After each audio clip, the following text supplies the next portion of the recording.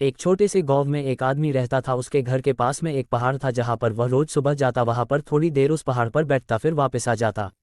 रोज की तरह वह सुबह सुबह जा रहा था, पीछे से उसका छोटा सा बेटा आया। उसने आकर के उसका हाथ पकड़ लिया और कहा कि आज मैं भी आपके साथ चलूंगा। उसने पहले तो उसको थोड़ा सा समझाया और मना किया, कहा कि जो रास्ता है वो बहुत ही छोटा है और चढ़ाई बहुत ज़्यादा है, तो तू मेरे साथ नहीं चल पाओगे। लेकिन फिर जब उस बेटे ने जिद करी तो पिता मान गया। वो दोनों पहाड़ पर चढ़ने लगे। पिता ने बेटे का हाथ कस करके पकड़ा हुआ था। लेफ्ट साइड में पहाड़ थी और राइट साइड में खाई थी और रास्ता बहुत ही छोटा था। वो पहाड़ की चोटी तक पहुंचने ही वाले थे, तभी रास्ते में एक बड़ा सा पत्थर आया। क्योंकि पिता उस रास्ते से रोज आता था तो उसको पता था कि वहां पर पत्थर है, तो वह साइड से निकल गया। लेकिन जो बेटा था उसका ध्यान कहीं और था, तो उसका घुटना जा करके उस बड़े से पत्थर से टकरा गया। उस बच्चे के मुंह से एक चीज निकली और जैसे ही वह चीखा उसकी आवाज उन पहाड़ों में गूंजने लगी। इससे पहले उस बच्चे ने कभी भी अपनी आवाज की गूंज नहीं सुनी थी, तो उसे समझ नहीं आ रहा था कि ये क्या हो रहा है। वह अंदर से थोड़ा सा घबरा गया और उसे लगा कि शायद कहीं कोई है जो छुपकर उसे देख रहा है और उसका मजाक उड़ा रहा है।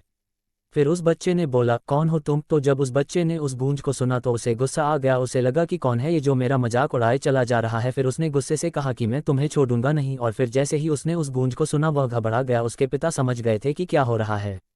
उसने अपने पिता का हाथ कस के पकड़ लिया और उनसे पूछा कि कौन है ये जो मुझे इतना तंग कर रहा है, कौन है ये जो मुझे इतना डरा रहा है। तो उसके पिता थोड़ा सा मुस्कुराए और उन्होंने खाई की तरफ देखा और जोर से बोला, मैं तुमसे बहुत प्यार करता हूँ। वह सुनकर वह बच्चा हैरान हो गया और उसे समझ नहीं आया कि हो क्या रहा है, क्योंकि वही इंसान जो उसका मजाक उड़ा रहा है, उसको तंग कर रहा है, वह उसके पिता को बोल रहा है कि मैं तुमसे बहुत प्यार करता हूं। तो उसके पिता अपने बेटे को देखा और वो समझ गए कि उसके मन में क्या चल रहा है। और फिर दोबारा उन्होंने बोला, तुम बहुत अच्छे हो। और ये सुनकर उनका बेटा थोड़ा सा मुस्कुराया और पूछा अपने पिता से कि ये क्या हो रहा है।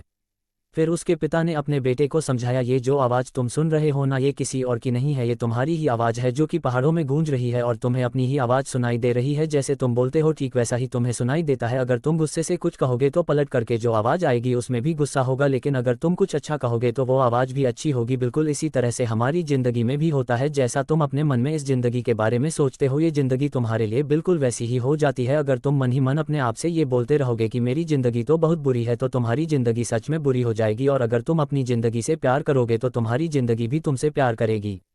ये बात उस बच्चे के दिमाग में घर कर गई और फिर वे दोनों उस पहाड़ की चोटी पर गए। लेकिन बच्चे के दिमाग में यही बात घूम रहा था और फिर वह बच्चा खिलखिलाकर हंसा और उसने अपने दोनों हाथ खोले और अपनी पूरी ताकत से बोला, मैं तुमसे बहुत प्यार करता हूँ।